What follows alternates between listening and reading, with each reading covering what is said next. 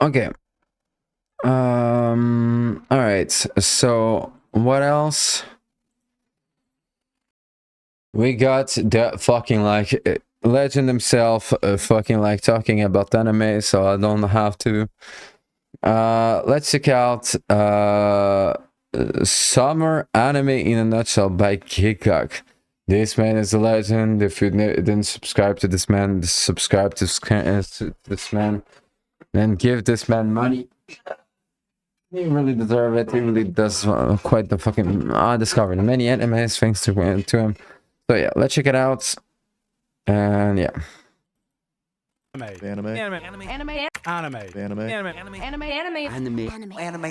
What the hell, man? Of course, during one of the most busy periods of my life, you dropped one of the most stacked seasons in years. I mean, just look at all these shows. Normally, I try to blast through the sequels as quickly as possible, but it's kind of hard this time because, like, half of this chart is high-profile sequels. Obviously, we've got the continuations of shows that didn't finish long ago. Dan Kaiji number 8, Sakamoto Days, Dr. Stone. Dress Up Darling is back with the best girl in anime. That sentence was made with absolute zero bias. I don't know how they did it, but it looks like Cloverworks have upped the quality on it in the general animation of the season, and considering how much love they put into certain scenes in season 1, this could be shaping up to become the Sistine Chapel of Gooning, along with the Sistine Chapel of Vibes.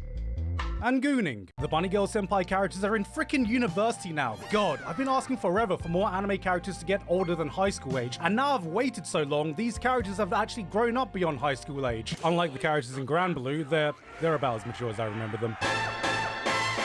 After 15 years, Panty and Stocking is somehow back as unhinged and insane as ever. Now, for those of you that weren't around at the time, this ended on one of the biggest cliffhangers in anime ending history that left fans as confused as they were shocked. 15 years, we wondered, what the hell was that plot twist? Where the hell did that come from? I was lucky enough to attend the premiere of the first episode and meet the team, and on stage, the legendary director, Hiroyuki Imaishi himself, said, "Yeah, I didn't really put much thought into the original ending."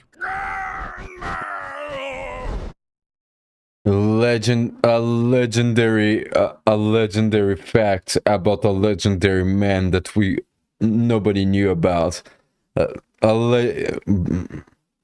This is the stuff of legends. After all this time, what was the secret? No, fucking no. I just wrote something randomly and I thought it sounded cool. This is how you fucking like change the world and make it a better place. Bruh. The vending machine isekai got a sequel? Who the hell is funding this? And the Shoulder Boy isekai with thick thighs?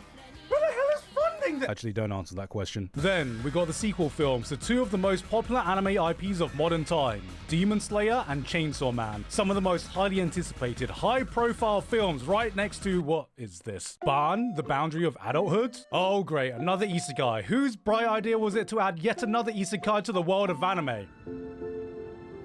I'm pretty sure that's not even a real name. Yes, if you haven't heard, I'm making an anime short film. It's a good on him. I've seen the trailer. I didn't reacted to the trailer, but like I need to react to the trailer. Like good on Garnt. Good on fucking Kigak. real anime. See, it's on my anime list. That means it's anime, guys. For anyone in Japan, I'm premiering it on the 24th of August at the Ikebukuro Grand Cinema Sunshine. Last few tickets are available at the link on screen or in the description, but I am also putting it out for free on YouTube next month on this channel, so keep an eye out for that when the date is finalized. Speaking from the heart for a bit though, this project has been a dream come true, and I hope that I've made something that even just a few of you can appreciate. This is a passion project completely funded by me, made with the help of so many talented people that I've met in my journey on YouTube. It might not be the most high profile or big budget anime this summer, but I can proudly say that at least it'll be the only isekai this season that will be showing off the fantastic work of my close mate,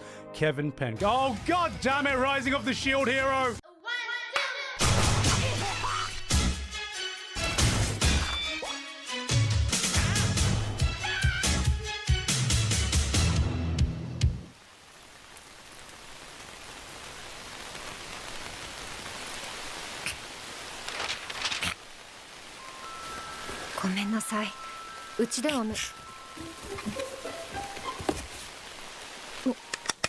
This is what we need to start the season off with. If you're like me and you're still suffering PTSD from the existence of Inukai's dog, this is the eye bleach that the therapist ordered. No more gooning, no more thirsting over small animals, just a warm, cozy show about a woman and her adopted...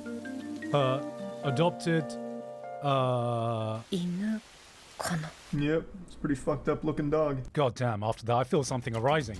And I think it's AFK Arena's newest collaboration with Solo Leveling, today's sponsor. Yes, that's right, the AFK Arena universe is colliding with Solo Leveling with a crossover event bringing in Cha Hae-in and Sungjin Woo the Shadow Monarch, who you can get for free when you log in. This is your chance to bring your aura farming game to the next level, because Sungjin Woo still gets his Solo Leveling system. His system can turn combat duration into an infinite power curve, permanently boosting stats, healing allies, and synergizing with Cha Hae-in. With Solo Leveling, you can skip the grind with AFK Arena's auto battle team. Just activate Shadow Auto Crusher mode, park your phone, and let Sungjin Woo's Shadow Army do all the work. Honestly, that's a pretty lore-accurate Solo Leveling experience. There are even more gift boosts. By logging in, you can get 10 free summons daily during the first month, totaling at over 1,000 free summons. Yes, you heard that right. But I know what you're thinking. Is Sungjin Woo really the most overpowered protagonist? Well, you don't have to wait until the next death battle to find out. With AFK Arena, you can settle the debate in-game to have the ultimate Isekai showdown. AFK Arena is already collabed with other anime that have their own powerful protagonists. You can pit Sungjin Woo versus Ainz, Cha Hae-in versus Albedo. Everyone is overpowered, but who is the most broken? And who will be broken? So, what are you waiting for? Click that link in the description to try out AFK Arena's collaboration with Solo Leveling today. And with that said, let's get back to summer 2025. Even though it's my job to keep up with what's going on in the world of anime, sometimes I get a reminder of just how completely out of touch I am with the adjacent manga community, because prior to now, I had not heard of The Fragrant Flower Blooms with Dignity despite it being one of the highest ranked new manga of recent times. It's a new high-profile romance anime, it's comfy, it's sweet. It's about a delinquent boy and a smart girl from rival schools falling for each other Romeo and Juliet style in a premise we've seen all throughout history. Now, real talk. I've gone on record saying that these modern high school romance comfort anime aren't generally my thing anymore. I finished Blue Box thinking that it just started to cook. Even my gold standard for the genre, The Dangers in My Heart, took until season 2 for me to fully appreciate it. Which is to tell you guys that despite the critical acclaim, even I was surprised at how fast this show hooked me. Sometimes there is no secret formula. Sometimes it's just about telling a story and telling it really well with characters you want to root for. There's a soul to these characters I can immediately feel with the way they react to situations, the dignified way they treat The art style is absolutely unbelievable as well. Like, each other. They aren't just your tropey romance protagonists, and this is just a sweet story that warms the soul. Add to this Cloverworks bringing some close to movie level productions, and I can understand why this had so much hype going into it. It remains to be seen if this can top my experience with The Dangers in My Heart, but at least for this season, there is no other romance anime that is even gonna come close. Yes! Yes! yeah, like I'll check it out. I'll check it out. Last time, last romance anime that I watched was Kowloon, and it was really, really good. So yeah, I'll check this out. Yes! Yes! Yes! This is it. This is where history's gonna be made. The world's about to witness the birth of the LeBron of cucks. Or what's that? You're more of a shonen trash kind of guy? Well, boy, do I have the show for you. I'm the trash man. Farming Trust. Okay, you want peak aura? Well, here you go. This guy is peak aura.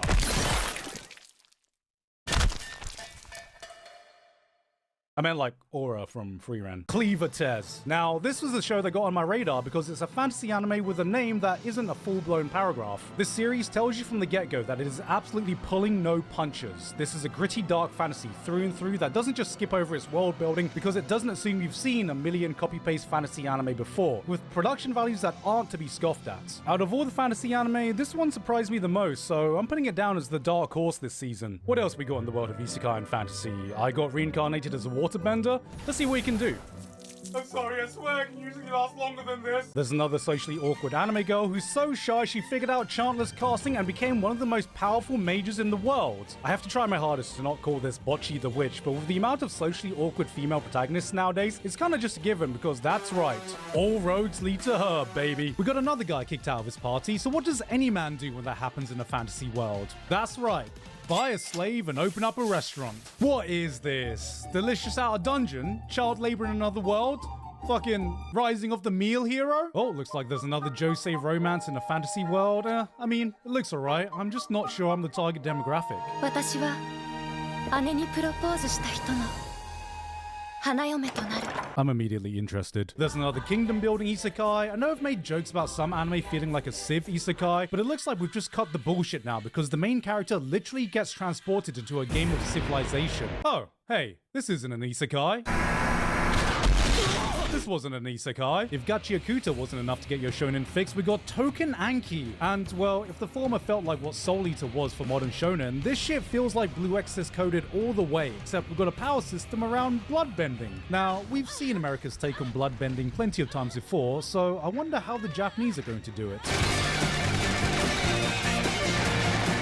Hold on a second, this doesn't seem right. Lord of Mysteries. It seems like nowadays there's at least one Chinese animation that seems to be sneaking on these lists, and this season, it's this one. This is a highly anticipated adaptation of one of the most beloved and acclaimed web novels to come out of there, and guys, it's an isekai. But we're not isekaiing ourselves to the typical fantasy world. China has decided to isekai us to England? You fucking what? The production is up there as some of the best you can find this summer, and that's saying a lot with some of the other shows coming out. My only concern is that as someone coming into this completely blind, they seem to be blasting through this. This is a high concept, dense story with what feels like a bloody rich world, and the beginning throws you right at the deep end and expects you to keep up.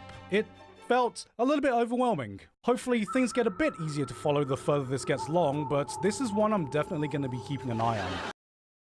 I think that like from what I've seen, the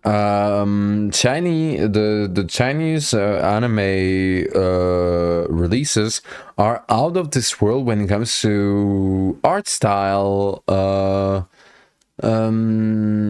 direction, and in general just the way it is, like just the way to start storytelling, and also like the hype that they put in it, because To Be Hero X is the anime that like got released like last season, and god damn, it is quite fucking legit. It is high quality. It is something really special, you know. And I think that like this is really interesting. Not my fun, to be honest, but will be the fun of many. And I'm really happy that China is also releasing like stuff since then. So yeah. Oh hey, another anime about some girls making friends. A few moments later. どうやら私は君を一人の女性として好きになってしまったようだ。 Gay girls, isn't it? This season, we got another show that asks, can a girl-girl friendship survive? Probably not. Awkward and lonely pink-haired girl goes to a new school and tries to reinvent herself in an attempt to make new friends, and in the process, unintentionally gets herself a harem of hot girls thirsting over her, even though all she wanted to do was just make some... Wait a minute. This is just bocce if she locked in. Quick shout out to friend of Trash Taste Sally Amaki, who landed her first lead role playing a British girl in Japan. Fun fact, she actually hit up Connor to give her a bit of coaching on how to do a British accent for this role. Let's see what Connor's been teaching her. An arcade? Are you going to escort me then? Just a bit of banter. Hey, corporate wants you to make one of those TikTok dance routines for the opening. We need this to go viral. But, sir, I have no experience choreographing TikTok dance. Just shut up and do it anyway. Maybe make them do something with their hands or something.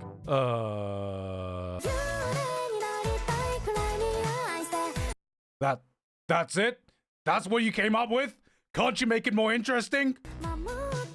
Alright, good job. You know that old friend you can go years without seeing, and then one day you meet up and it's like not a single day has passed? Yeah, That's Kyoto Animation every single time. Carrying on the soul of Nichijou, implanting chaos into the mundane with that impossibly high bar of Kyoto Animation quality, comes City the Animation. And god, this shit is just crack for my eyes. I love everything about the way it looks. The colors, the energy, the art style. I just want to serve this aesthetic up in a plate and just... Maybe I shouldn't have written that paragraph when I'm about to have lunch. Okay, what's next?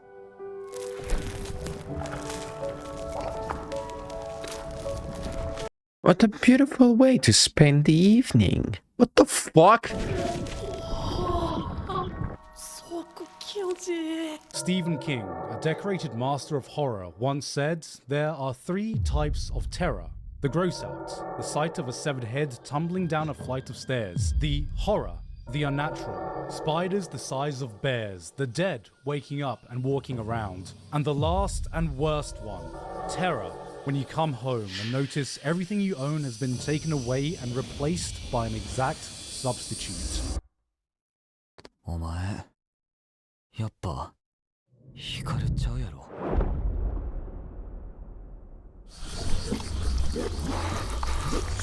Horror and anime is historically 2 things that don't always work well together, but we might just have the strongest candidate in a very long time. A very long time. In fact, I can't even remember the last time I was so excited for a new horror anime and hyped it up, because actually, you know what, I've never done that before. Because if there's one type of horror I could actually see working in anime form, it's this one. It's not the type of horror that jump scares you or tries to make you squeamish. It's the unsettling type. The one that slowly seeps in, chills you to the core, and follows you wherever you go. The atmosphere drags you in, never letting you get away from this constant feeling of unease. You're side by side with an eldritch horror, unsure where it's going to lead you. It's pure Lovecraft. If Lovecraft was written in Pride Month. And the production values. Man. Cygames Pictures proving once again that they are one of the most exciting new studios out there. And I don't know who the director of this is, but this is some top tier directing and building up suspense and tension. They must have done some pretty damn good work in the past. Ah, I see. He is no stranger to eldritch horrors and anime. After that show though, I feel like we can do with a little pick-me-up. But this looks like a cute little show. I wonder what... Oh my god! What is this? And you don't seem to understand. You know you're in for a ride when a show hits you with not one, but two separate content warnings right from the get-go, and honestly, maybe they didn't warn me hard enough because you won't find a show harder to sit through this season than Takopi's Original Sin. This is not one for the faint of heart, and I'm not saying that as clickbait or as a challenge. Normally on YouTube there are some anime where I have to be careful about what I show because some of the content is about to make the UK government check your ID. But this is one of the few examples where if I show you everything, YouTube is about to restrict it for an entirely different reason. This show is heavy, depicting some of the worst experiences a child can go through in a completely unfiltered lens. It'll hit you with a soul-crushing scene you find hard to stomach and just hold on it, challenging you to keep watching, keep somehow pressing on, that by the end of the episode you've got nothing left you can say except for just, man. It's the kind of series where you have to switch off the TV and go outside to remind yourself that the world isn't as awful as what you just watched, which may leave some of you wondering why I would even recommend people watch this, and that's because it might not make you feel good, but what it will make you feel is going to be incredibly powerful. This is the kind of media that only comes along once in a blue moon, so yeah, give this one a watch if you want to support your local therapist. In Shoujo Land, we've got the popular, good-looking guy from class falling for the plain, old-looking, ugly girl. We've seen this one before, but interestingly, the English title of this is April Showers Bring May Flowers, which is nice. It sounds poetic. Then I had to double-take reading the Japanese title, which I believe approximately translates to, "Hey, a bouquet for this ugly hoe!" Yo, Japan, chill. She's not even that ugly. What the fuck? I'm pretty sure there are worse examples. Holy shit, they actually did it. Lore accurate Mushoku Tensei. It's official. Ugly bastards have escaped your favorite dojins and are now invading your isekai. This is the true power fantasy we were waiting for. Introducing the Vanguard of Virginity, the CEO of Abstinence. Bro has been looksminning since the day he was born. Sung Jin-woo may be the king of aura farming, but he hasn't met the gods of odor farming. At first, I thought this was just propaganda for the ugly bastard apologists, and then I realized with the recent trend of fantasy shows changing up the protagonist formula to more accurately represent what the audience have grown into, this is just the final form of the genre. Finally, the representation we were waiting for. No, the representation that we need. the name of the fucking anime is Ugly Mugly. Like, how mean can you be to someone that has like that doesn't have the fucking right genetics and is simply like doesn't fit the beauty standards? Ugly Mugly epic fighter.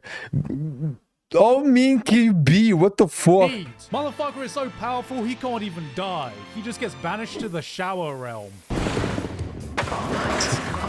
Cute girls do bowling now? Alright, well, I mean, seems pretty decent. It's a formula we've seen before, so you know what to expect when it comes to these kinds of things. Wait, what the fuck?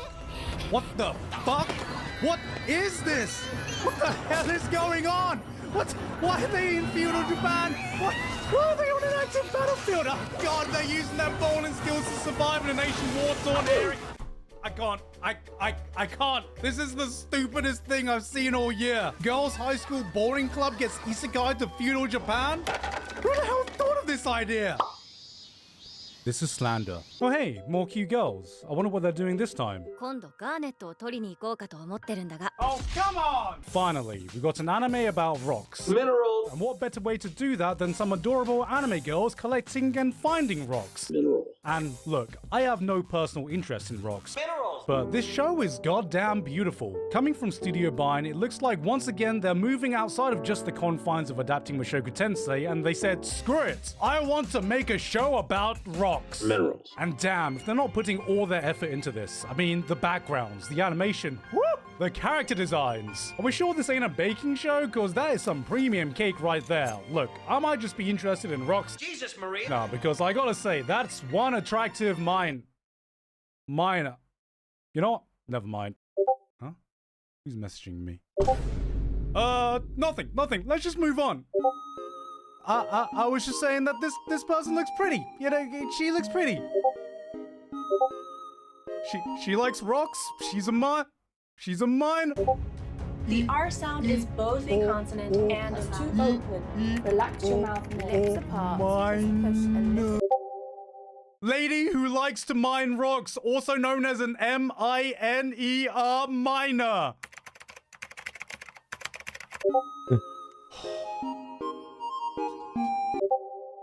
Oh god, that's not what I meant! A minor.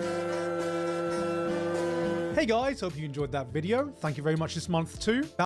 Okay, this was awesome. Thank you, Gigok. Yeah.